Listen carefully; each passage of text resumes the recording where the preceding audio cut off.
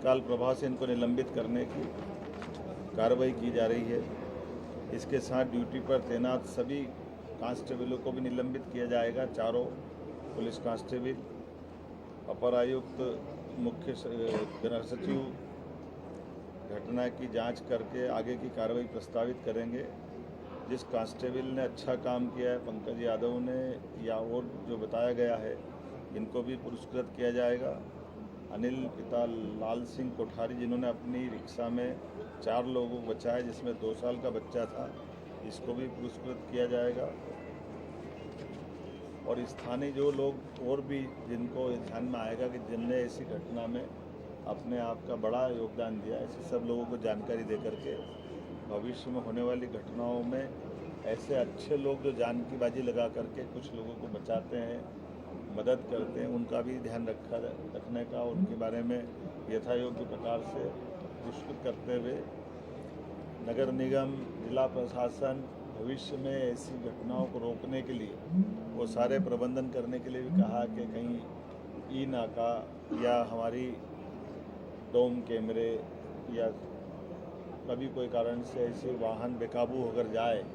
तो उसके रोकने के भी साधन उपलब्ध कराएं, ताकि ये ऐसी घटनाओं को रोकने में स्टाफर या जो हो सकते हैं वो सब प्रबंधन आज के दृष्टि से भी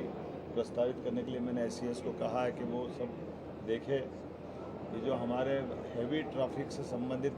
ऐसे मार्ग हैं, इनका यातायात का भीड़ के दबाव का आकलन कर ले, कैसे कैसे इनको कंट्रोल कर सकते हैं। ज़रूरत पड़ेगी तो एलिवेटेड रोड वगैरह बनाना हो, एलिवेटेड ब्रिज बनाना हो, तो जैसे भी कर सकते हैं उस सब तरह से विचार करने के लिए इंदौर में दोबारा ऐसी घटना न हो, इसके प्रबंधन करने का मैंने निर्देश दिए हैं। आज मैं बड़े दुखी मन से भी कहना चाहूँगा कि कल रात से जब ये घटना घटी है, सच में मेरे मन में भी और हम में से कई सारे लोगों को रात को नींद भी बड़ी मुश्किल से कैसे आई होगी, आप भी जान सकते हैं। ये बड़ा कठिन दौर था जिसमें भगवान महाकाल ने ही बाल बाल बचाया, नहीं तो बड़ी घटना हो सकती थी। लेकिन हमको इस सब बातों से ये भी सबक लेना कि दोबारा ये घटना न हो, इसीलिए सारे प्रबंधन करने के लिए मैंने अपने सारे कार्यक्रम कैंसिल करके यहीं तुरंत आकर के घायलों से मिलने का, पूरी घटना की विस्तृत जानकारी लेने का और वरिष्ठ अधिकारियों को इस पूरे काम पे लगाया, ताकि वो इसकी तह में भी जाए कि इस सारी घटनाओं के अंदर कोई हमारी कहाँ चूक हुई, भविष्य में वो चूक ना हो, इस पे भी हम काम करें। एक और कल हमारे लिए सौभाग्य की बात है, यशस्वी प्रधानमंत्री का इंदौर आगमन हो रहा है। माँ अहिल्या की नगरी में उनका आगमन हमारे लिए एक अलग अवसर भी दे रहा है। जब यहाँ पुराने समय में इंदौर, उज्जैन, रतलाम, ग्वालियर कॉटन मिल हुआ करती थी, जब कॉटन की बड़ी बड़ी इंडस्ट्रियाँ चलती थी, राजा महाराजाओं अंग्रेज़ों के काल में बड़ी बड़ी इंडस्ट्रियों से लोग रोज़गार पाते थे। बाद में सरकारों के, कांग्रेस की सरकारों के द्वारा ध्यान न देने के कारण से धीरे धीरे करके वो सारे मिल बंद हो गए। मिल बंद होने से और बड़ा नुकसान हमारी कॉटन की जो खेती कपास की होती है। ऐसे में हमारी सरकार ने प्रयास किया कि ये वापस कॉटन कैपिटल हमारा राज्य बने, कपास की खेती को फिर प्रोत्साहन दे और फसल से लेकर के धागा, धागा से लेकर कपड़ा और कपड़े से रेडीमेड गारमेंट्स की हमारी अलग अलग प्रकार की निर्यात इकाइयाँ काम करें। इसलिए 6 लाख से ज़्यादा किसानों की मदद करने के लिए और इस धार के पास बदनावर तहसील में बड़ा इंडस्ट्रियल पार्क, पीएम मित्रा पार्क बनाने की जो हमारी अपनी योजना है, कल माननीय प्रधानमंत्री जी उसका भूमि पूजन करने आ रहे हैं। इस अवसर पर स्वस्थ नारी, सशक्त परिवार और पोषण अभियान की भी वो शुभारंभ करेंगे। ये सेवा पखवाड़ा भी हमारा रहने वाला है, जिसके कारण से भविष्य में हमारे परिवार में माता बहनों की सभी प्रकार की उनके स्वास्थ्य की जांच और जागरूकता संबंधी सभी कार्यक्रमों का कल शुभारंभ होगा। साथ ही साथ हमारे वहाँ उसी कैंपस में सभा के साथ जब एक तरफ पार्क का भूमि पूजन होगा, वहीं पर सभी प्रकार की जांचों का भी शिविर का आयोजन हमारे द्वारा किया गया है, जिसमें हमारी सभी इस अभियान के अंतर्गत माताएं, बहनें और बच्चों का सबका निःशुल्क जांच सुविधाओं के माध्यम से उनके स्वास्थ्य की जांच कराई जाएगी। साथ ही साथ अभियान के अंतर्गत एनीमिया की रोकथाम, संतुलित आहार, मासिक धर्म पर स्वच्छता जागरूकता अभियान, इत्यादि प्रकार से कई कार्यक्रमों की शुरुआत होगी। हमारे द्वारा ये जो पीएम मित्रा पार्क है, लगभग 2158 एकड़ में होने वाला ये बड़ा पार्क है, जिसके माध्यम से विश्व स्तरीय सुविधाओं से सुसज्जित किया जाएगा। ये देश में 7 पीएम मित्र पार्क लोगों को रोजगार उपलब्ध कराने के लिए माननीय प्रधानमंत्री जी की कल्पना के बाद अपना साकार रूप ले रहे हैं। लेकिन हमारे लिए और आनंद की बात है कि इसका सबसे बड़ा और सबसे पहला पार्क का भूमि पूजन हमारे यहाँ ही हो रहा है। और इसकी एक और बात है कि जब हमारे विकास का शुभारंभ होगा, मई समान रूप से 11 तारीख तक पूरे पार्क की सभी लैंड का अलॉटमेंट, देश के बड़े बड़े स्वनाम धन्य सारे कॉटन और कॉटन से जुड़े हुए इंडस्ट्री वाले, सभी प्रकार के कपड़ा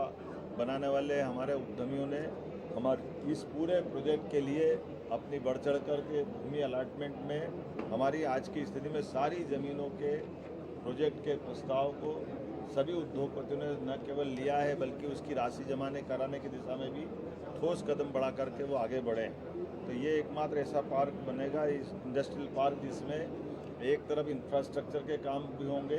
दूसरी तरफ समान रूप से इंडस्ट्रियों के अपने अपने निर्माण भी चालू हो जाएंगे। अर्थात ये ऐसा नहीं कि खाली हम अपने निर्माण पार्क के अंदर की सड़क और अधोसंरचना के करेंगे, कारखाने बाद में आएंगे, ये दोनों एक साथ होंगे। मैं इस बात के लिए हमारे राज्य के युवाओं की दृष्टि से, गरीबों की दृष्टि से, महिला और किसानों के लिए ये कपास और बाकी सब लोगों के लिए रोजगार के बड़े अवसर देगा, जब इसमें 1 लाख से ज़्यादा लोगों को रोजगार मिलेगा और 6 लाख से ज़्यादा किसान परिवारों को इसको लाभ मिलने वाला है। यहीं पर हमारा 20 MLD का कॉमन ट्रीटमेंट प्लांट, 10 MVA का ऊर्जा संयंत्र, पानी बिजली की सुरक्षा की, आधुनिक सड़कें बनाने की, 81 प्लग एंड प्ले यूनिट्स इत्यादि कई प्रकार के काम हम यहाँ करने वाले हैं। पीएम मित्रा पार्क में भरोसा जताते हुए अभी तक 23,146 करोड़ के निवेश के प्रस्ताव हमको मिल गए हैं। ये अभी हमारे लिए बहुत बड़ी अपने आप में, और इसी के साथ साथ वस्त्र उद्योग से जुड़े बड़े संगठन और उद्योग समूह ने निवेश के बारे में अपने प्रस्ताव हमको दे दिए हैं। धार से निर्मित वस्त्र और परिधान अब सीधे ग्लोबल अर्थात विश्व के मार्केट पे जाएंगे, जिसके कारण से मध्य प्रदेश टेक्सटाइल हब के रूप में जाना जाएगा। मैं मान के चलता हूँ कि प्रधानमंत्री मोदी के 5F के अनुसार फार्म से फाइबर, फाइबर से फैक्ट्री, फैक्ट्री से फैशन और फैशन से फॉरेन तक ये वैल्यू चेन हमारे यहाँ बनने वाला रहेगा। हमारे बीच में आज जब ये मैं पार्क की बात कर रहा हूँ तो इसके आधार पर कई सारी सौगातें और भी मिलने वाली है। और सेवा पखवाड़े के माध्यम से 17 सितंबर से 2 अक्टूबर तक स्वच्छता सेवा अभियान, जिसकी जन भागीदारी, स्वच्छता, सेवा, जन कल्याणकारी कार्यक्रम अलग अलग प्रकार से जो हमने पूर्व में बताए हैं, मैं इस अवसर पर एक बगिया माँ के नाम से लगा करके हमारे स्पोर्ट्स की सभी प्रकार की एक्टिविटी और बहुत सारे कामों के बारे में भी हमारी अपनी सरकार के माध्यम से सामाजिक संगठन, राजनीतिक दल सबको जोड़ करके इस पर काम कर रहे हैं। कल सुमन सखी चैटबॉट की लॉन्चिंग भी माननीय प्रधानमंत्री जी के द्वारा होगी, जो प्रधानमंत्री सुरक्षित मातृत्व अभियान के माध्यम से मातृ एवं शिशु स्वास्थ्य में जागरूकता के लिए सुमन सखी चैटबॉट लॉन्च करेंगे। सिकल सेल स्क्रीनिंग के 1 करोड़वें कार्ड का भी कल वितरण, एक तरह से हमने ये अलग अलग प्रकार की सिकल सेल एनीमिया की जांच का जो अभियान चलाया है, लगभग 1 करोड़ लोगों की जांच हमने करी है। ये बड़ा अभियान, तो इसका 1 करोड़वां कार्ड कल हम वितरण करेंगे। प्रधानमंत्री मातृ वंदना योजना के अंतर्गत मातृत्व के सम्मान, सशक्तिकरण, ऐसे कई कामों को हाथ में लेकर के देश भर की पात्र महिलाओं के खाते में भी योजना की राशि अंतरित करेंगे, जिसमें 1 लाख से ज़्यादा माताएं बहनें हमारे राज्य में भी लाभान्वित होगी। आज के इस अवसर पर मैं पुनः कल पधारने वाले माननीय प्रधानमंत्री जी का आपके माध्यम से अभिनंदन करूंगा। आज के इस दौर में जब स्वदेशी के भाव को बढ़ावा देते हुए अतीत का वो गौरवशाली पृष्ठ को माननीय प्रधानमंत्री जी के माध्यम से हम पुनः जीवंत कराएंगे, जब न केवल रोजगार मिलेगा और रोजगार भी हमारे किसानों के द्वारा उत्पादित फसल के लिए कपास के आधार पर वापस हमारा वो दौर वापस आने वाला है। आइए हम सब माननीय प्रधानमंत्री जी का पलक पावड़े बिछा करके अभिनंदन करने वाले हैं, और उनके माध्यम से रोजगार की जो सौगात मिल रही है, ये कई लोगों के जीवन में बदलाव लाएगी। युवा, महिला, गरीब, किसान सबके जीवन के लिए कल का दिन मील का पत्थर रहेगा। मैं आज के इस अवसर पर खास करके जैसे कल बीती घटना के कारण से मेरा मन भी व्यथित है, हम सब इस दुख में भी शामिल हैं, लेकिन एक बाबा की लीला है, कोई ऐसा खराब समय था जिसके कारण ये घटना घटी है। लेकिन मैं आश्वस्त करता हूँ अधिकारियों को, हमने ताकीद किया है किसी हालत में दोबारा ऐसी घटना नहीं घटे। चलिए।